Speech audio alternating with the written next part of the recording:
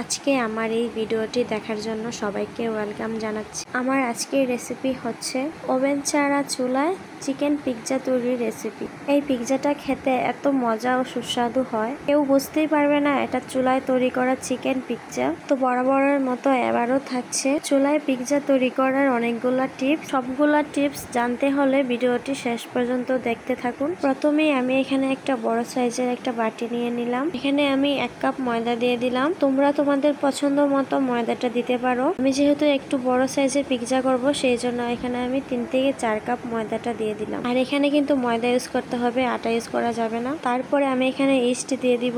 এখানে ময়দার পরিমাণ বুঝে তারপরে ইস্ট ব্যবহার করতে হবে। এখানে আমি 2 থেকে 3 চামচ ইস্ট ব্যবহার করেছি। তারপরে আমি এখানে অল্প পরিমাণে একটু চিনি দিয়ে দিলাম। চিনিটা দেওয়ার একমাত্র কারণ হচ্ছে রুটিটা যেন একটু মিষ্টি মিষ্টি হয়। তারপর আমি এখানে একটু ভ্যানিলা ফ্লেভার দিয়ে দিলাম। তোমরা চাইলে এটা দিতে পারো, না হলে এটা স্কিপ করতে পারো। এটা দেওয়ার একমাত্র কারণ হচ্ছে রুটিটা থেকে যেন একটু ভালো স্মেল আসে। তো তারপরে এটাকে আমি ভালো করে মিক্সড করে নেব। তার উপরে আমি পরিমাণ মতো জলটা দিয়ে দেবো। প্রথমে আমি এখানে 1 কাপ জল ইউজ করলাম। এখানে অল্প অল্প করে জলটা ব্যবহার করতে হবে, তা না হলে কিন্তু ডোটা একদম নষ্ট হয়ে যাবে। আমি অল্প অল্প জল দিয়ে তারপরে এটা ভালো করে মিক্সড করে নিচ্ছি। তারপরে যখন একটু আটালো আটালো এরকম একটা ভাব চলে আসবে, তার উপর আমি একটু অল্প করে তেল দিয়ে দিব। তেলটা কিন্তু বেশি পরিমাণে দেওয়া যাবে না, 1 থেকে 2 চামচ দিতে হবে। তারপরে একটা অনেক সময় নিয়ে একটু ডলতে হবে।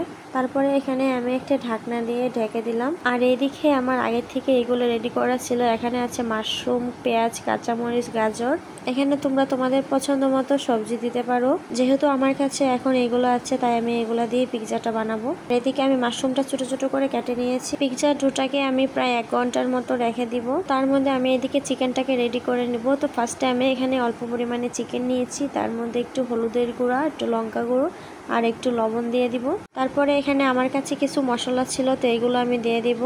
তো এখানে আমি একটু অল্প পরিমাণে একটু বিরিয়ানি মশলা দিয়ে দিলাম। তারপরে এখানে হচ্ছে মুরগির যে মশলাটা থাকে রাঁধুনি, তো এটাও আমি একটু অল্প পরিমাণে দিয়ে দেবো, তার কারণে একটু ভালো স্মেল আসবে। তারপর এই সবগুলোকে আমি একসাথে মিক্সড করে নেব। আর এদিকে আমি চুলায় প্যানটাও বসিয়ে দিব। প্যানটা গরম হওয়ার পর তার মধ্যে একটু আমি তেল দিয়ে দিব। তেলটা বেশি দেওয়া যাবে না, অল্প করে দিতে হবে, যেহেতু আমার চিকেনটা অল্প। তার মধ্যে আমি চিকেনগুলোকে দিয়ে দিলাম। এবার চিকেনটাকে আমি একটু হালকা করে ভেজে নেব। একটু পরে চিকেনটাকে একটু নাড়াচাড়া করতে হবে, যেন এগুলো একদম পুড়ে না যায়। তো অনেকক্ষণ সময় নাড়াচাড়া করার পর প্রায় আমার ভাজাটা হয়ে আসছে। যখন এরকম একটা ব্রাউন কালারের শেপ ধরবে, তখন এগুলো নামিয়ে নেবে। তো প্রায় অনেকক্ষণ পর, মানে 1 ঘন্টা পরে আমি এটাকে এবার খুলবো। তো আমি আগে যে ঢাকনা দিয়ে ঢেকে রাখছিলাম, ওইটা দিয়ে ভালো করে হয় নাই। তারপরে এটাকে আমি একটা বাটিতে দিয়ে তারপর পলিথিন দিয়ে আমি ভালো করে ঢেকে রাখছিলাম। এই ডোটা কিন্তু ফুলে অনেকটা বড় হয়ে গেছে। আর এই যে আমার হাতের মধ্যে আটার মতো লেগে আছে এটা। তারপর এটাকে আমি হাত দিয়ে ভালো করে ডলে নেব, যেন রুটিটা অনেক সুন্দর হয়। তো পিৎজা বানানো রুটিটা কিন্তু রুটি বেলুনি দিয়ে বেলতে হয়। তো আমারটা যেহেতু একটু নরম হয়ে গেছে, সেই জন্য আমি এটা হাত দিয়ে করে ফেলবো। আর যেহেতু এটা আমি চুলার মধ্যে রান্না করব, সেই জন্য আমি এখানে একটা ছোট্ট একটা থালাতে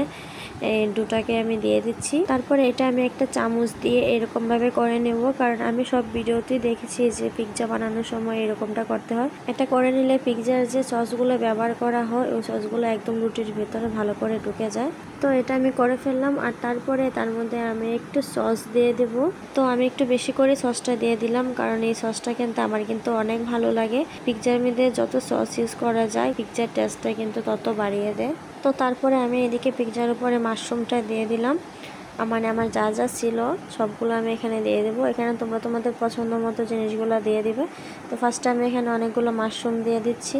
এখানে তোমরা তোমাদের পছন্দ মতো ডেকোরেশন করে নেবে। এখানে আমি পেঁয়াজ, গাজর, তারপরে কিছু কাঁচা লঙ্কা দিয়েছি, কারণ আমার কাছে মনে হয় যে একটু ঝাল ঝাল হলে ভালো লাগবে।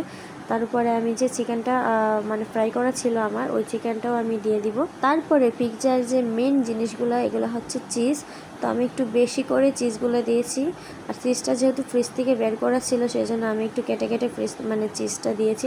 পিৎজার পুরো টেস্টই হচ্ছে চিজের মধ্যে, যেটা দেখতে খুবই লোভনীয় লাগে। তারপর আমি এদিকে একটা চুলার মধ্যে তাওয়া বসিয়ে দিলাম। যেহেতু আমি চুলায় এটা করবো, সেই জন্য।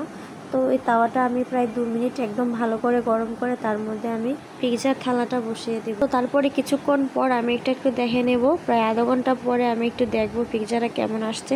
তো আমার প্রায় চিজটা একদম গলে গেছে। আর আমি এদিকে দেখতেছিলাম যে আমার পিৎজাটা কতটুকু হয়েছে। তারপর প্রায় 20 মিনিট পরে আমি আবার পিৎজাটাকে নামিয়ে নেব। তো আমার এই পিৎজা রেসিপিটা তোমাদের কাছে কেমন লেগেছে কমেন্ট করে বলে দিও। আর লাইক, কমেন্ট, শেয়ার করে দিও। টাটা।